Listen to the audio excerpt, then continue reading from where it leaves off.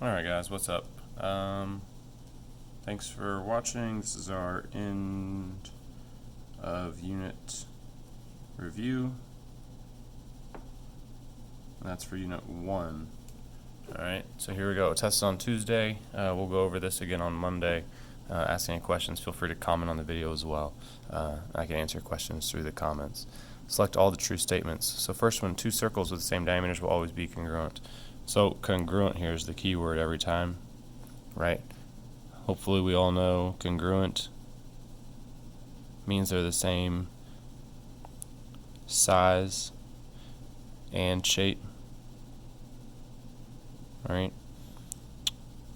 So each one of these is telling us that these are the exact same size. The same diameters means the circles are the same size. Same side lengths, we can say that the triangles are the same size. Same side lengths again. Same side lengths. Same side lengths. So we know they're all the same size. Alright, this part is good on all of them. We need to check and see if they're the same shape. Alright, so two circles, well, those are always going to be the same shape. There's no angles, nothing to worry about. You can make it bigger or smaller, but you can't change the shape of a circle. It's always the same. And we already said here they're going to be the same size because the diameters are the same. So A is correct. Triangles, even if they're the same size, they could have different angles, right? They can be like a right triangle, an acute, an obtuse, right? Different sizes of triangles.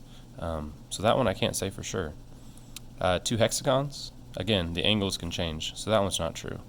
Two squares, always the same angles, right? 90 degrees every time. So that one there we know is true. And then trapezoids again could have different angles, could be different shapes. Alright, so we're not sure about that one either. Alright. Down here on number 2, AOB and AOD are linear. Find the measure of angle AOB. So it's saying that this is a straight line. We've got 158, we need to find this one. So we do 180 minus 158. Alright, we know they're linear, we know they add up to 180. That leaves us with 22 degrees. Alright, so angle AOB, 22 degrees. That's this angle right here. Name the adjacent angles with the side OB. So here's OB, so that's AOB, angle AOB, and angle BOC. Right, those are the two angles on either side of that little segment right there, right, that line segment. I guess they're calling it a ray because it goes on forever. Name the angle vertical to 158 degrees. So here's 158.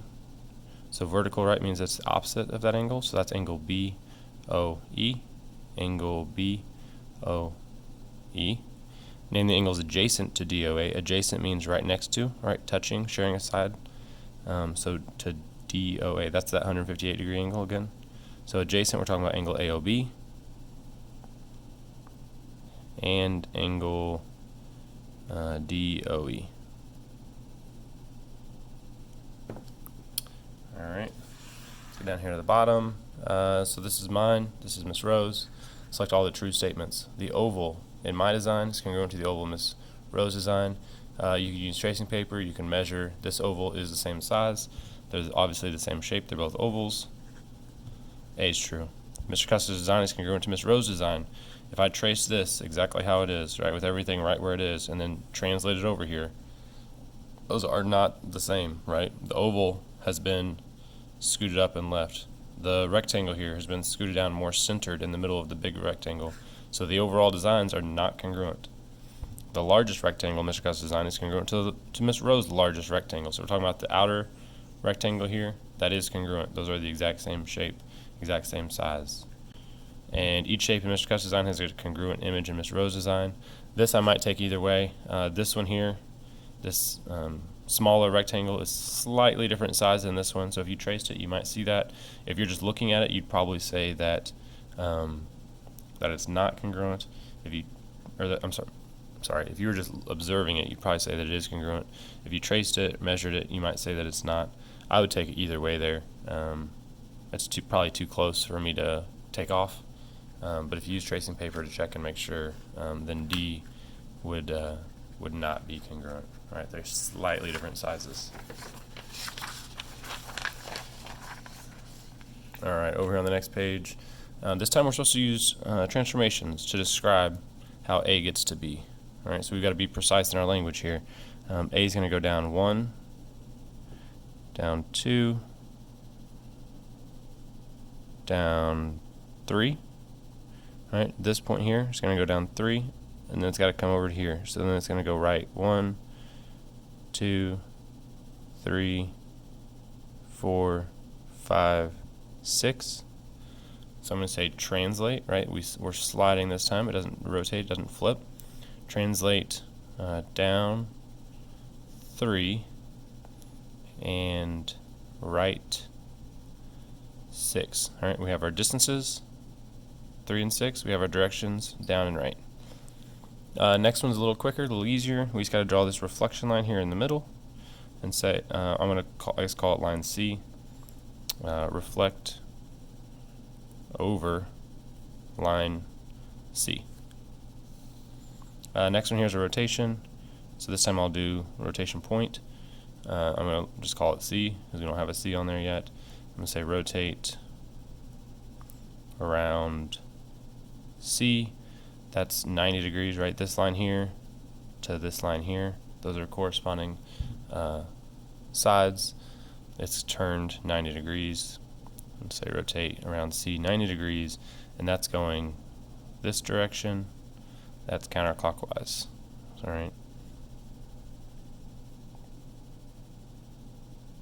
There'll be one just like this on the test. All right. Where you're going to describe the transformation. Make sure you use all the relevant information, right? Distance and direction for a translation, reflection line for reflection, distance, direction, and center of rotation for a rotation. Alright, last one here. For each pair of shapes, decide whether or not it appears that the two shapes are congruent and explain your reasoning. Alright, we could measure it. We can use tracing paper. I'll use tracing paper here, see if it matches up perfectly. That one does. So I'm going to say yes, same, size, and shape. And you might talk about how this one maybe you could say like translate like from there to there and rotate. Alright, translate and rotate would be the two types of movement we'd have to do there. This next one, just a translation. If we want to double check it, make sure it's the exact same. Oh, this one's a flip too, isn't it? Alright, so maybe translate like down and right to there, and then flip it over. See if it matches up perfectly. Yeah, I think it matches up as perfectly as it can with my tracing skills. I think I probably just didn't go quite straight there. Alright, so that's pretty good. We're going to call that one congruent as well. So that's congruent. Same size and shape. And then we can say that was like translate and reflect. Because we don't have a grid, we can't really be more specific. I guess you could draw in like a reflection line here, since we know it's got to be flipped that direction. And we could talk about like translating down, maybe until like E is the same height as K, something like that. Alright, talk about a couple corresponding points. Alright, two more questions. Line A, B, and CD are parallel. Find the measures angles listed to the right. First one here is FCD. FCD, that's this angle right here. So if this one's 110, I know these two are linear. So 180 minus 110 is 70. So this angle here is 70 degrees. Now that I have two inside the triangle, I have a 70 degrees, I have a 30 degrees. I can figure it out the last one. 180 minus 70 minus 30 leaves us with 80 degrees. So this angle here is 80. I guess let's fill in some of them up here. So this one's 70, this one's 80. AFB, this angle right here, vertical to this one, so it's also 80. Alright, it doesn't matter if the triangles are different sizes, these are vertical angles. Alright, they're the exact same. Alright, when they're across from each other, they're vertical, they're the exact same. Even though this triangle is bigger than that triangle, the angles are the same. Alright, they're the same shape, but they're different sizes. Here's one that we didn't talk about before, a term that we didn't talk about before. This is alternate interior angles that we need to worry about here. So this 30-degree angle and this angle right here, all right, we can call alternate interior. Alternate interior. They're on, let me write that down here. Alternate interior. So alternate means they are on different sides of the transversal.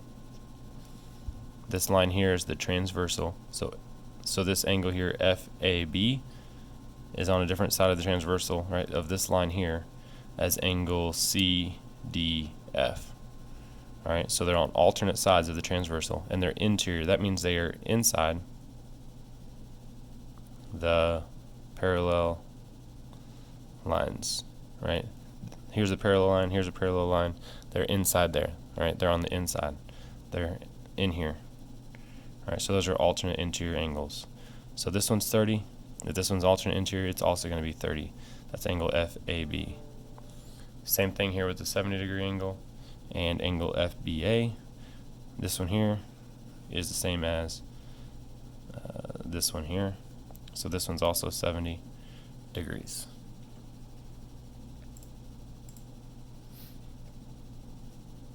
All right, one more question.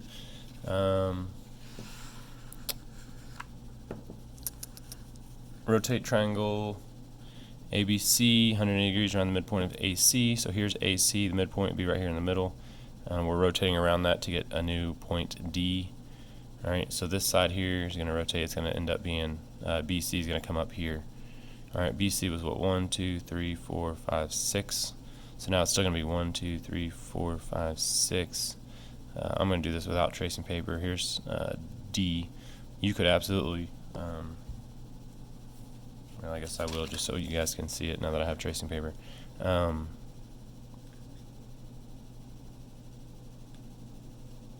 Alright, we rotate around this one, 180. So A goes to C, C goes to A. Alright, and you can see that D goes to right here. It's going to be the same thing on the next one. We're going to do it with just on the other side length, alright, of AB. We're going to go around the midpoint again, right there. Alright, so here we go. So again, now that horizontal line that was at the bottom is now up at the top. So point E is going to be right here. That's 1, 2, 3, 4, 5, 6. Just like this one was 1, 2, 3, 4, 5, 6. And now this one is 1, 2, 3, 4, 5, 6. All right, those are all corresponding sides after this rigid transformation, after this rotation.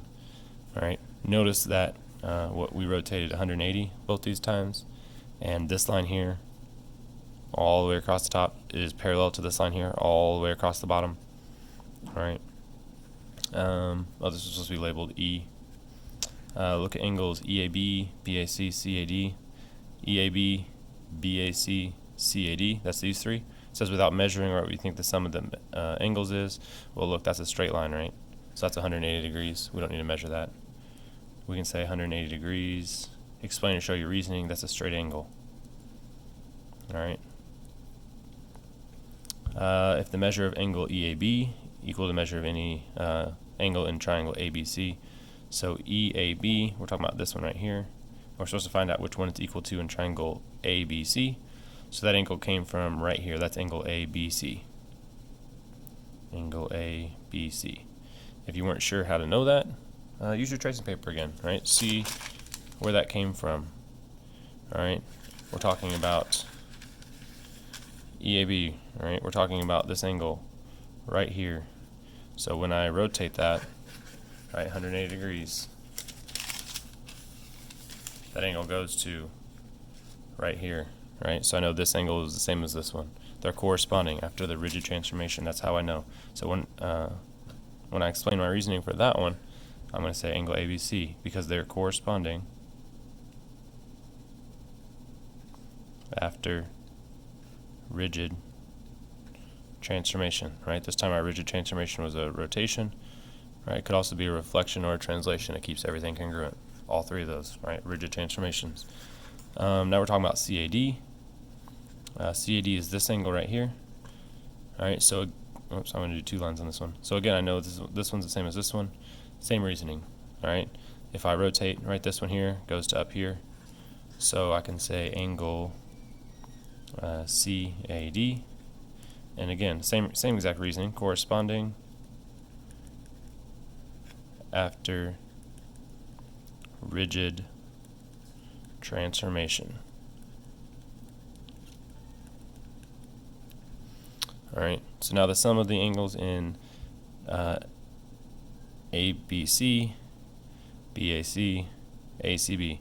We're talking about these 3 angles here inside the triangle. What do they add up to? Well, we know that all triangles add up to 180 degrees, right? 180. Alright, that's the same angles that made that straight line. It's the same angles inside the triangle. Sorry, it's these same 3 angles, right? This one is the same as this one, this one's the same as this one. Obviously this one's still here. We already knew they added up to 180. They still add up to 180 here inside the triangle. Alright, that's just like that Mr. Triangle video that we watched. Without tearing them off, right, with doing rigid transformations, we can also prove that they add up to 180. Right? So we can say maybe all triangles have angle sum of 180 degrees.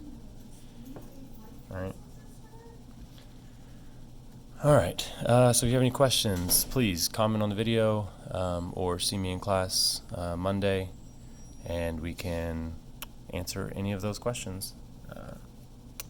Hope this helps. Feel free to watch as many times as you need to. Test will be on Tuesday for red and blue, and Wednesday for purple and, red and green take it on Tuesday, purple and blue take it on Wednesday. Thank you.